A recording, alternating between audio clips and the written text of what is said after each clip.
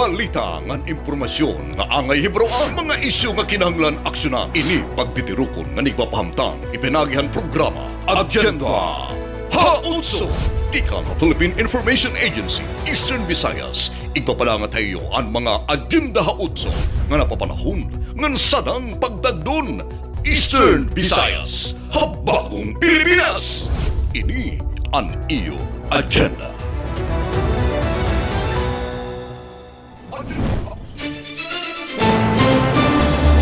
Halinyada han mga balita. Filipino-ASEAN nga pagkaon igin pakilalahan DOT como kaparte han Filipino Food Month celebration dinhi Eastern Visayas. National Immunization Program para han pagtigaman han World Immunization Week ginpahigayon ha Maasin City. Katbalogan City nakiusa ha World Immunization Week 2026 nanhatag hin libre nga mga bakuna. Tulong nga renewable energy projects sa Sinirangan Visayas aprobado na han Bureau of Investments. Pagpreserbar han kalibungan, sentro han pagsalinurog han Earth Month. Kauswagan Caravan, nagpapabaskog han progreso han komunidad han Northern Samar. DTI Consumer Awareness and Responsive Education Seminar gintumara hakan Avid Eastern Samar.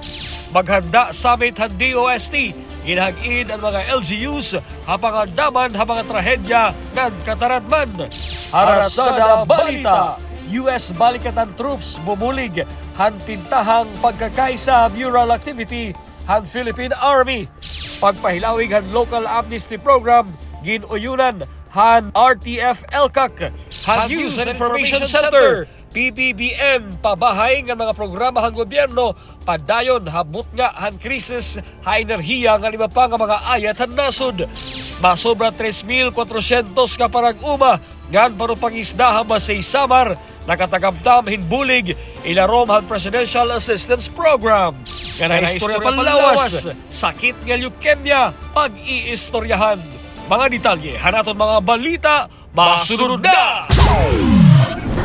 Maupay nga oras makasangkayan ini ang amo ni ka-14 na edisyon ang Season 2 ang Agenda Hautso. Hinaot-on ta na ada ka mga maupay na kahimtang niya na. Ako ay Frederick Homeres. Bisa naluyo ang kapasuhang panahon, padayon na namang pagbantay han mga balita nga impormasyon, agud lamay padangat ha iyo. Ako, Steffi Libarios. Tutok pirmiha amon kada semana ng edisyon ng Agenda Hautso.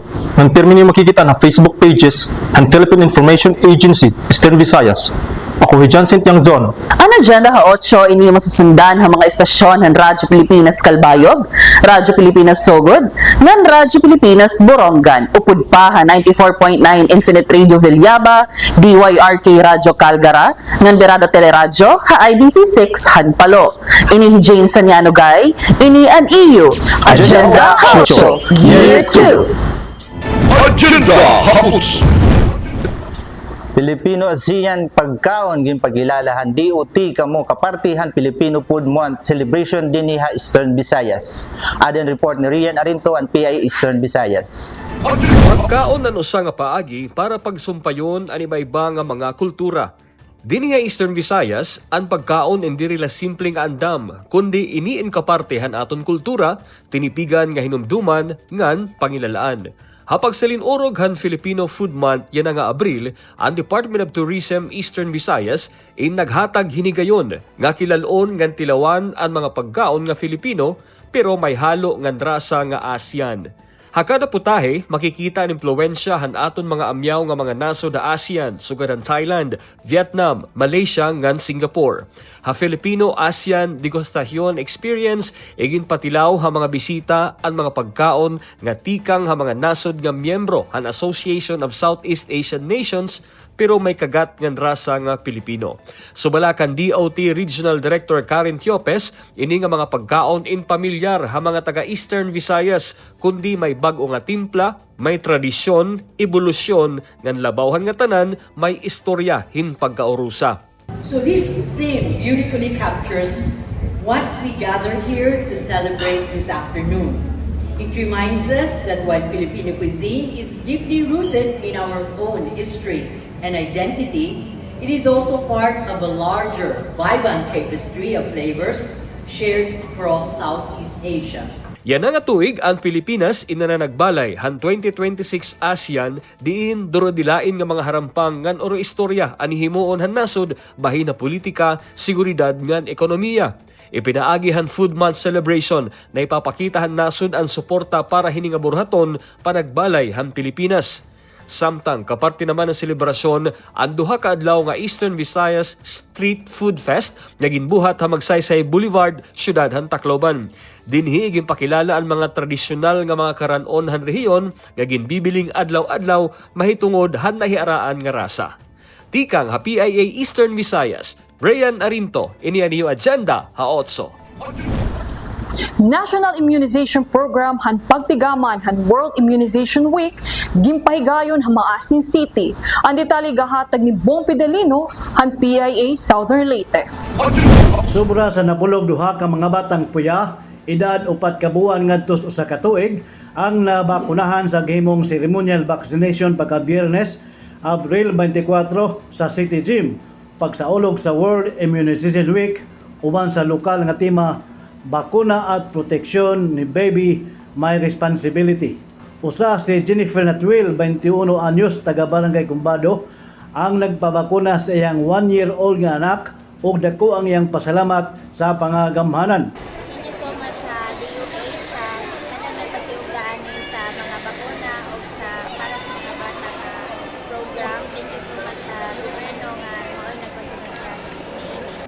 Lain pa, mao ang 4 ka buwan nga anak ni Ambit Asturga, 26 anyos, ang nabakunahan. Salamat po sa DOH sa pagbakuna sa baby ko na 4 months old. Malaking bagay po ito para sa kanya. Thank you po. Gidaig ni City Mayor Luz Mercado ang mga frontline health workers sa ilang serbisyo uban ng pasalamat nga napili ang syudad isip mo'y dapit sa launching. The purpose of this celebration is clear and very important: to strengthen public awareness of the life-saving value of vaccines, to encourage full and timely immunization among children and families, and to ensure that no one is left behind. Samtang si Vice Governor Rosa Emilia Mercado midasig sa mga ginikanan nga pahimuslan ang kahigayunan nga babakunahan ang ilang mga anak ang gigdugang panagang aron dili dali matakbuyan sa sakit. Ang sa mga ginikanan hinaot unta dili ni nato i-take for granted ha ato gadyong pabakunahan ang atong mga kabataan. Pahimuslan kay libre gikan sa ang gobyerno. Gikan sa PIA Southern Leyte, Bong Pidalino alang sa Agenda ha 8. Catbalogan City, nakiusaha World Immunization Week 2026, nanhatag libre nga mga bakuna. Ari ang detalye kan Aaron Cotihar, han PIA Samar. Aktibo nga nakiusaan Catbalogan City han paglunsad han World Immunization Week 2026 didan ika-24 han Abril hakan Lapuas Covered Court. Ang libre nga pamakuna nga information drive ingin pangunahan ng City Health Office para naprotektaran ang kabataan kontra ha vaccine preventable diseases. Sumala kan Christine Adrian Dayag, National Immunization Program Coordinator han Catbalogan City Health Office, kinibitaran nira ang 30 kananay upod an ira mga anak kan target mabakunahan ang edad 0 to 23 ka bulan. Upod han mga bakuna nga ginhatag amo an Penta o 5-in-1 vaccine, inactivated polio vaccine o IPV, kan measles, mumps, and rubella o MMP vaccine. Gintagan hindoon ni Dr. Ludina Insigne, ha Provincial Department of Health Office, gaan bakuna inepektibo nga paagi agon mapugngan ang sakit kan makatalwas hin kinabuhi. Ang bakuna ay isa sa pinakamabisang paraan upang maiwasan ang sakit at mailigtas ang buhay. Sa bawat batang nababakunahan, may isang kinabukasan na ating pinangangalagaan. Nagpasalamat naman ni Diana May Arsenio, housewife, taga Barangay Canlapuas, han libre nga bakuna, kan sakto nga na kompleto inihan iya anak nga babayi. Gintagan liwat ini niya hinimportansya para naprotektahan ang iya anak kontrahan mga sakit.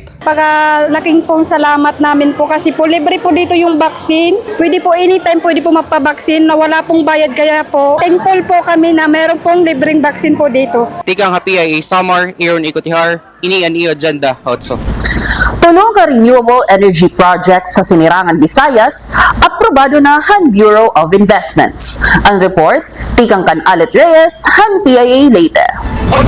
Tulong ang renewable energy project sa reyon ay nakikita ng mga economic planners nga makakabulig pagunhan ng ekonomiya din sa Sinirangan, Visayas. Ini mahuman nga huminay hatong hubusan ng ekonomiya ng reyon, didahan na kalabay nga tuig pinaagihin 1% nga economic growth. Sa Malacan Department of Economy, Planning and Development 8 Regional Director Maylene Rosales, nga tulong ang renewable energy projects ang aprobahan na Han Bureau of Investments nga magdadara din for luminous 33.39 billion pesos nga investments nga ni reyon. Ini nga renewable energy projects among 100 megawatt solar farm project Barangay Ginsiaman, San Miguel, Leyte, and 304 megawatt wind power project sa San Isidro Northern Samar ng Calbayog City, and ang solar photovoltaic power plant sa San Agustin, Babatngon, Leyte. The government is pursuing strategies to reduce dependence on imported oil by promoting renewable energy, accelerating the transition to cleaner transport technologies, and advancing the development of nuclear power.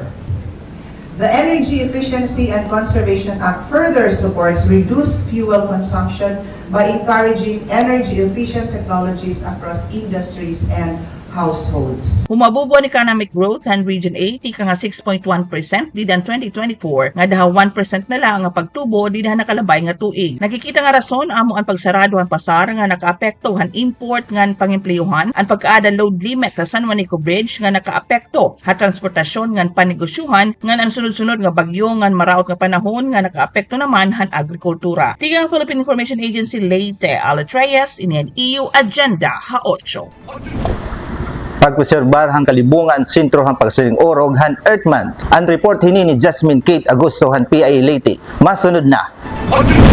Hapag salin urog han Earth Month yan nga bulan han Abril, naging kaparte ang Philippine Information Agency Eastern Visayas, kaupod ang iba pa nga mga media personnel, hapag obserbar hagin dumara nga Biodiversity Assessment and Monitoring System, hapanguna han Department of Environment and Natural Resources, hapag bisita ha sa Hoton Cave and Natural Bridge, nga na Samar Island Natural Park Habasay Samar, personal nga nakita han PIA, ang magkadurdilain nga klase hintamsi, iba pa nga hayop, ngan mga hektaas nga punuhin kakahuyan nga diri nakikita ha iba nga lugar. Panuyuhan aktibidad nga malibot ang lugar pinaagihin pagbaktas agud masabtan ang kamutangan ng palibot ngan masolusyonan kung ano ang mga nakakapeligro hini. Ginkumpirma ni Sheena Garces, usaha mga forest technician ng Samar Island Natural Park nga nakakaupat ka beses sa usa ka tuig ang era pagdumara hin Biodiversity Assessment and Monitoring ngan base naman ha era nakita ang pagutod ngan pagsunog han mga puno amo ang era nahisabtan nga pinakadelikado nga natabo ha lugar. Adto nakita namon nga amo nga yan nga butilaan mga present na birds kay dako na ngayon ang kaingin damo ang mga inutudan nga kanan kahoy, nakakaapekto kasi ito siya kay dila sila na okoy ba, so dapat ito na inyong ginkuha na kahoy, ang damage na kahoy inyo aliwat itong sa saliwanan, magtatanom ka mo. Ginaaghat ni Garces ang publiko, labinan mga agsob manguha in mga kahoy ngan tanom nga batasanon ang pananom o tree planting, agud mabalyuan ang ginkuhaan ha kagurangan ngan base mamintinar ang urukyanan mga hayop tungod gihapon nga nakakabulig ang mga puno ha pagpugong hin pagbaha ngan pagtunuan. Tika nga Philippine Information Agency Leyte, Jasmine Kate Agosto, ini ang iyo agenda Ha-8. Kauswagan Caravan nagpapabaskog hang pagprogreso hang komunidad han Northern Samar. Ada report ni Aileen Diaz han PIA Northern Samar. Ginhimo sa diri pala maiha ani ka 40 nga Kauswagan Caravan balik sa kundiin ini nagtikang una sa bungto sa San Isidro sadto Nobyembre 22, 2019. Ang Kauswagan Caravan in flagship program sa gobyerno probinsyal kundiin ginkakadto ang mga barangay nga hagrayo para maghatag bulig, asistensya, serbisyo nga diri natatagamtaman san katawhan sa athaw nga mga lugar. Pagdara san mga serbisyo tikang san gobyerno, lokal nga nasyonal nga bisan pa man tikang san pribado nga sektor nga non-government organizations nga mga grupo. Nasugad si Ms. Jen Darish at Provincial Social Welfare and Development Officer nga mao ang nagpapadalagan sa programa nga labot sa dagmit o immediate assistance sugad sa panhatag pagkaon, pagpabulong iba pa nga basic services an mas dako nga bulig mawan kay babruan nga ginpapabilin san katawhan o benepisyaryo san ginkakadto nga komunidad. Sugad halimbawa san kay babruan nga daasan mga ahensya san gobyerno paunano makatagamtam san magkadurdilain nga serbisyo.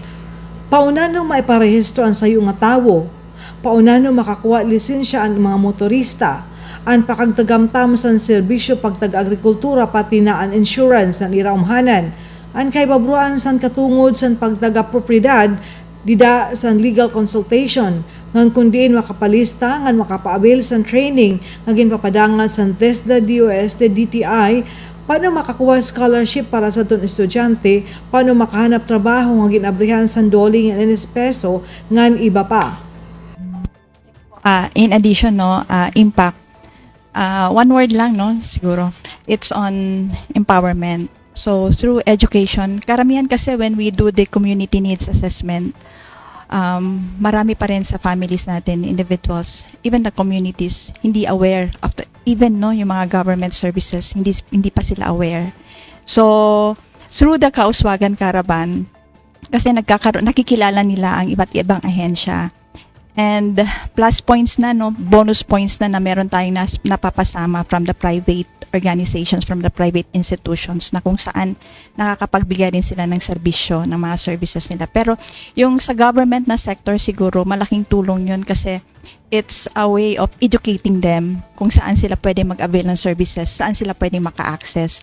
And hindi all the time dole out lang kasi madalas yun yung alam ng ating pamilya. It's more on dole out, pamimigay lang.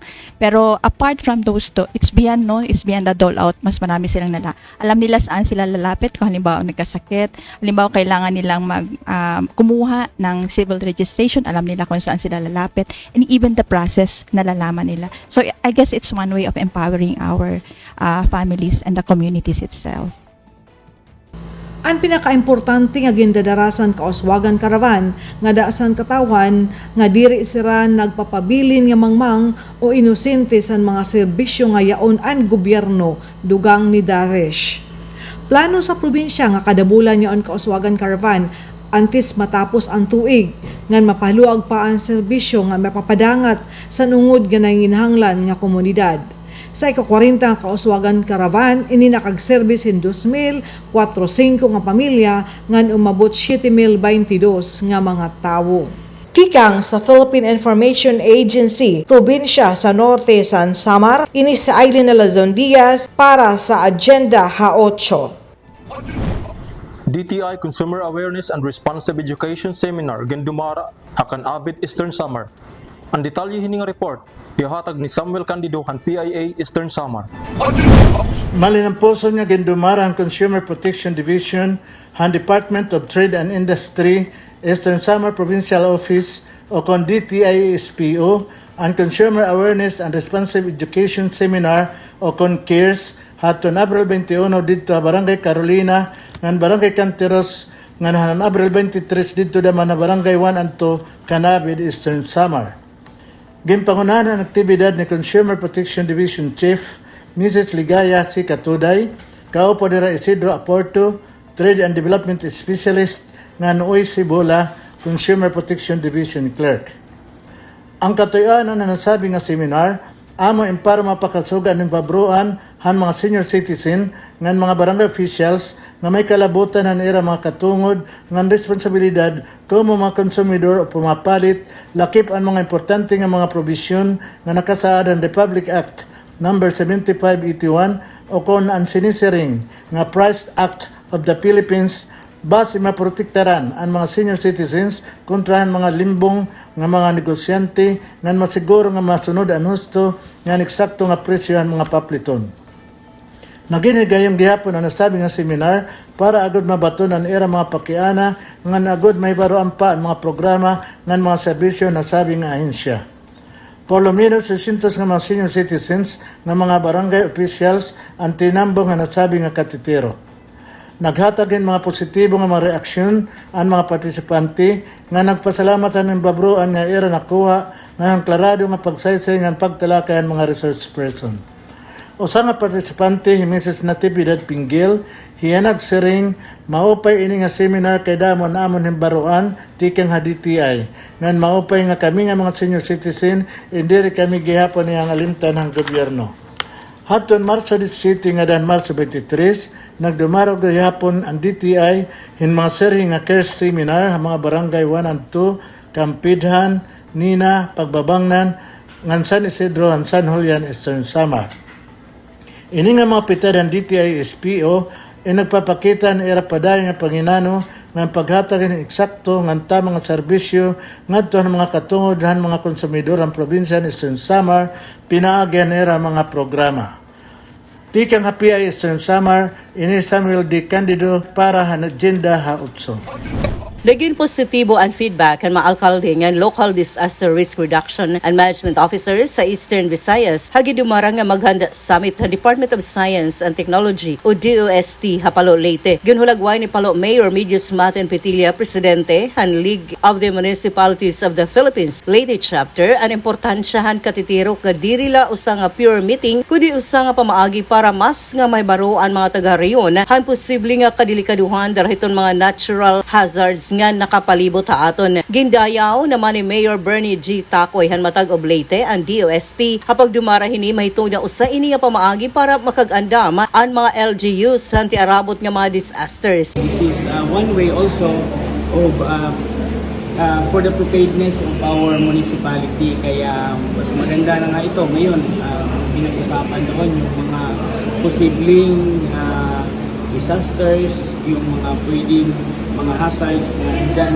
sa mga bayan-bayan natin na pwedeng mapaghandaan habang hindi pa ito nangyayari. Ginexplikar ni DOST Secretary Renato Solidum Jr. ang nasabi nga katitirok ang rason kung kay ano nga gindumar anira ang maghanda summit. Ang maghanda ay paalala ng kaalaman mula sa agham. Ang mga babala, datos at impormasyon ay may saysay lamang kung ito ay nagiging aksyon. Hindi sapat ang may alam. Hindi sapat ang may babala. Kailangan tayo ay kumilos. Kaya maghanda ang bawat pamilya, maghanda ang bawat komunidad, bawat kumpanya, maghanda ang buong bayan. Dahil sa bawat hakbang ng paghanda, may buhay at kinabuhayan tayong naililigtas. Bisan kun waray nasabot kung saan o may tatabo ang big one o bigger one, padayon ang pahimatngon han mga natutungdan nga ahensya publiko nga mag-andam. Tika nga PI Eastern Visayas, Sol Alarcon, ini aniyo agenda ha-8. Hatunat sa balita yan na, US Balikatan Troops bumuli kapintahang pagkakaisa moral activity han Philippine Army. Pagpailawig han local amnesty program, ginuyunan han RTF-LCAC. Ini nga ni pa nga mga ratsada himbalita, masunod na. Ratsada Balita! Umapi ang mga US forces nga kaapihan na balikatan exercise sa usang mural painting activity tinawag nga pintahang pagkakaisa. Kaupod ang iba pa nga mga tropahan Pilipinas, mga youth groups ng civil society organizations. Ang mga US servicemen inaaniya na takloban para rin tulo kasimana nga balikatan exercises. Sumalakang Sergeant First Class Scott Porwines, Civil Affairs Specialist ng US Balikatan Troops, nga era partisipasyon hining aktibidad nagpapakita halain nga nawong tactical and interoperability han balikatan exercises. So we were invited by the AFP to come out here and help paint this wall, and we felt like it was a good opportunity for us to integrate with our AFP partners, working shoulder to shoulder, because we're here for Balikatan. But it was also a good way for us to contribute to the community of Tacloban. We're hoping that our help can help beautify part of the city, and we're excited to be here to help. Ang mural painting activity in proyekto han Joint Task Force han Philippine Army nga nakabase sa Tacloban. Plano nga proyekto lukon hin murals ang kailaban han pader na imumutang nga Congressman Artemio Mate Avenue ang syudad. Agon mataganhin anyag nga na maging lugar para ipasamwak ang mensahen kamurayawan ngan pagkaurusa pinaagihan mga murals. Ratsada Balita! Nagpahayag in makusog nga suporta ang Local Amnesty Board din nga atong dapit para hangin proponer nga extension han amnesty program and National Task Force to End Local Communist Armed Conflict. Nagtapos pangarawat ang application para amnestiya ang Local Amnesty Board di dapahan bulan ng Marso. Sa Malacan, Colonel Rico Amaro, Commander ng Joint Task Group ng Philippine Army, nga nalingkod como Vice Chairperson ng Local Amnesty Board han Tacloban. Gikinahanglan pa nga pailawigon ang programa agud mas matagan pa sa nga oras aton mga anay rebelde nga mapaghimulo sining amnestiya. We view that as an extension of the opportunity for the government to project confidence building, for them to have the trust. Kasi ang isa sa talaga sa nagpipigil sa kanila na bumalik sa kanilang mga pamayanan ay huhulihin sila dahil may kaso sila or papatay. But with this amnesty, it is no less than the President who extends the offer for a complete reintegration of the community to the community. So siguro naman hindi sila magtatalong. We will be exerting more and more efforts for those who are still with the remnants of the NPA. So kailangan may parating natin sa kanila. We are calling on all the friends, the families, the relatives.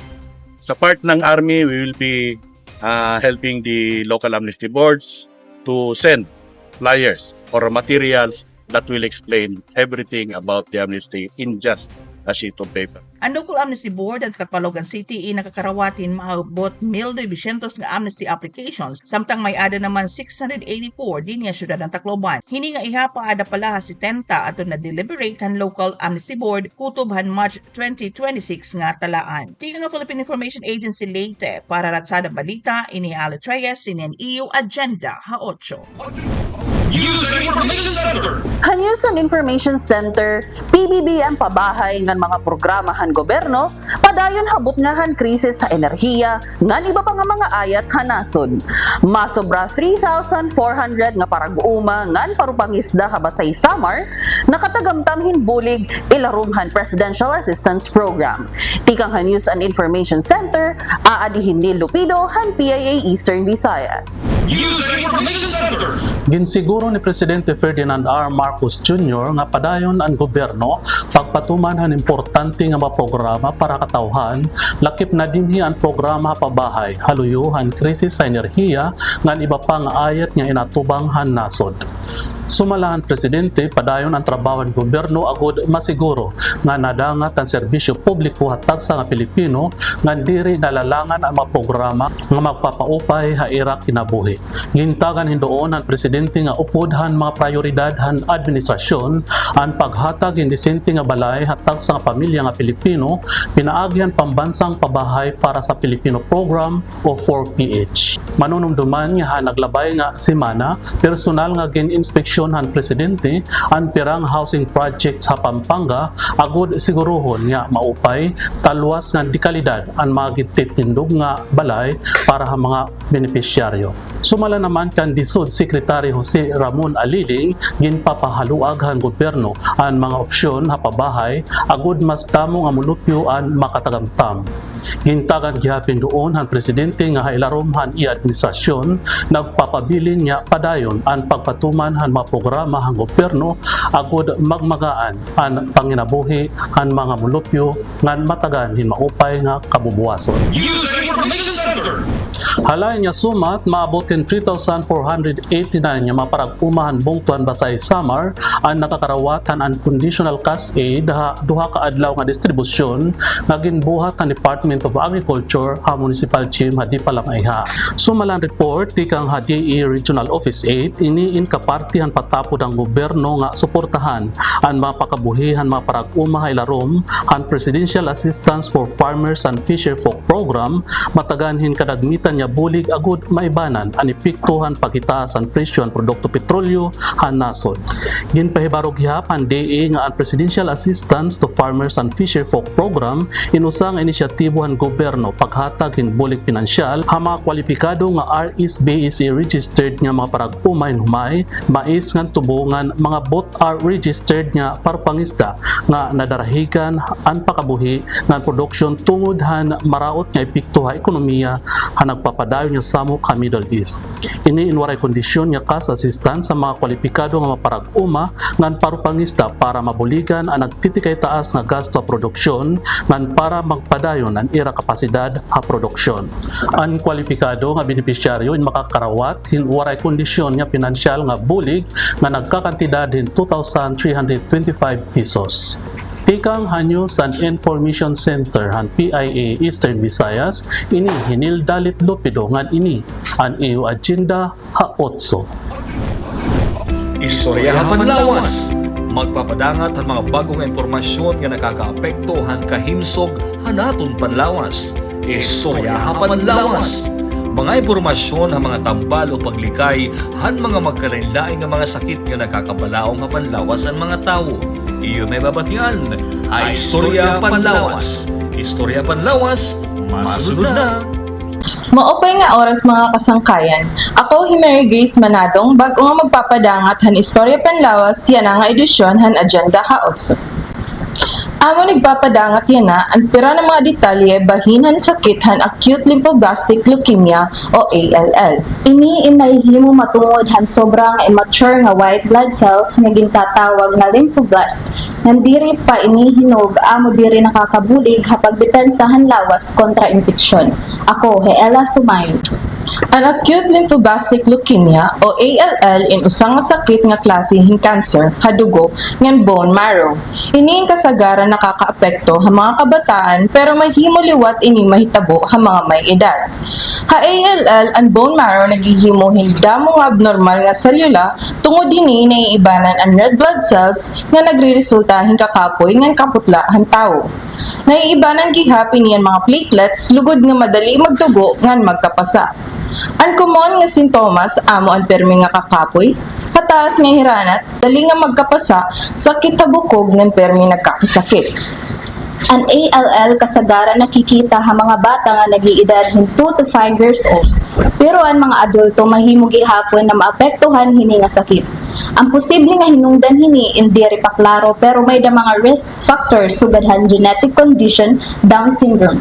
Pagka-expose han radiation and history ha chemotherapy para may baro ng nasakit. Gimbubuhat ang blood test, bone marrow test, ng iba pa nga mga laboratorio. Ang acute lymphoblastic leukemia in pwede matambal pinaagi han chemotherapy, targeted therapy, ngan bone marrow transplant. Bisan kun ini usang nga delikado nga sakit, may ada na yan na epektibo nga mga paagi at pagtambal. Importante gudla ang early detection pinaagi ang pagpa-check up para mas dako ang tsansa han pagtambal. Iyo pala nahibatian ang pinakaurhing nga impormasyon bahin ang paghirot ng mga sakit.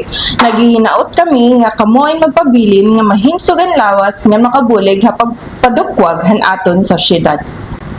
Magpapadayon kami hapaghatag ha iyo yung mga impormasyon nga may kalabutan ha mahimsong nga kapanlawas ngan paunan o malikayan ang mga sakit. Dapat healthy para happy. Tika ha Philippine Information Agency Eastern Visayas, ini Ella Sumayon. Yan ako naman, Mary Grace Manadong para ha Istorya Panlawas. Ini ang iyo agenda ha 8. Sumat panahon. Nagpahimatngon ang pag-asa nga aadayan na 79% ang sansa na may tatabo ang El Nino tika nga mga bulan han Hulyo ngadto ha Agosto nga magiging kausa hinduro nga pagmarahan tuna. Pagingulang hintubig kanan epekto hini ha mga panahon ngan agrikultura. Sanglit ginisahan pag-asa ang El Nino watch ngadto ha El Nino alert didahan makalabay nga simana. Agud mapahimat ngunan ang publiko nga kinanglan ang sadang nga pagandam darahini nga ginbabana-bana nga diri la ordinaryo nga El Nino kundi super El Nino. Magiging dako ang epekto hini ha mga surok han tubig, agrikultura, suplayan enerhiya, ngan kabunggusan nga kaupayan han publiko. Ginbabana-bana han climate monitoring and prediction section han pag-asa nga matika nga El Nino habulan han Setyembre Oktubre nga Nobyembre 2026. Pero dugang pa han pagbanabana han pag-asa was posible ang Super El Nino ha fourth quarter yana nga tuig. Kutob ha Enero 2027. Tika nga Weather Bureau ang Philippine Information Agency Eastern Visayas. Ini Robin Miñano. Ini ang inyo agenda. Hautso. Habot nga han padayon nga ayat han kakablasan ngan paghinitaasan presyo han mga papliton an walang gutom program inagsiserbi nga kahayag para han kadamaan nga mga Pilipino. Iniin malinaw nga pagpasabot nga ang pakigbisog kontra gutom indirila responsibilidad han pipira nga sektor kundi han bugos nga gobyerno ngan han bugos nga komunidad. Panuyo hini nga programa in simple kundi mahinungdanon siguraduhon nga waray Pilipino nga magugutom.